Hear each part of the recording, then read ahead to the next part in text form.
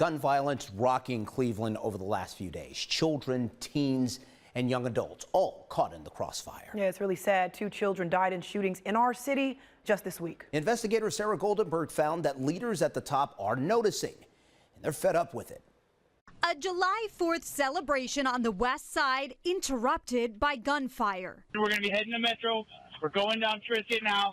We have a 10-year-old female shot. Cleveland police officers jumped in to provide first aid and took the child, Gracie Griffin, to the hospital where sadly she died. Just 2 days earlier, less than 10 miles away on the east side in Slavic Village, a 15-year-old boy died after being shot near East 71st Street and Fleet Avenue.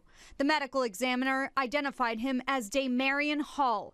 So far, there have been no arrests in either case. 19 Investigates has counted at least 10 gun-related homicides of children and teens in Cleveland so far this year. Judges see the impact of this violence every day, from the victims and their families to the suspects, many teens and young adults. Here's Judge Andrea Nelson Moore with Cleveland Municipal Court. The uptick in gun violence involving young people, quite frankly, is alarming, exhausting, and dismaying.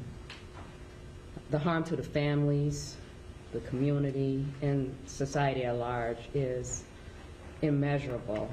Officers' lives in danger too. Judge Moore said this in court Friday morning to the suspect accused of shooting and killing Cleveland police officer Jamison Ritter on July 4th. Delonte Hardy has been charged with aggravated murder. He's 24 years old. Prepare to fire. Just last week, solving and preventing violent crimes here in Northeast Ohio was in the national spotlight. 19 Investigates was there as U.S. Attorney General Merrick Garland toured a new crime gun intelligence center in Cleveland. It's a partnership between federal, state, and local law enforcement focused on tracking down the most dangerous criminals.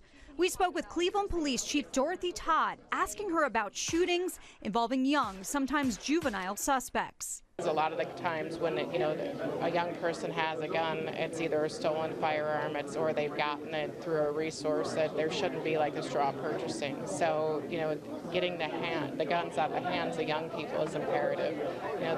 You're seeing more and more young people that are they aren't afraid to go out there, and they're not afraid to use that weapons. Chief Todd is hopeful the new Crime Gun Intelligence Center will make a difference in our area.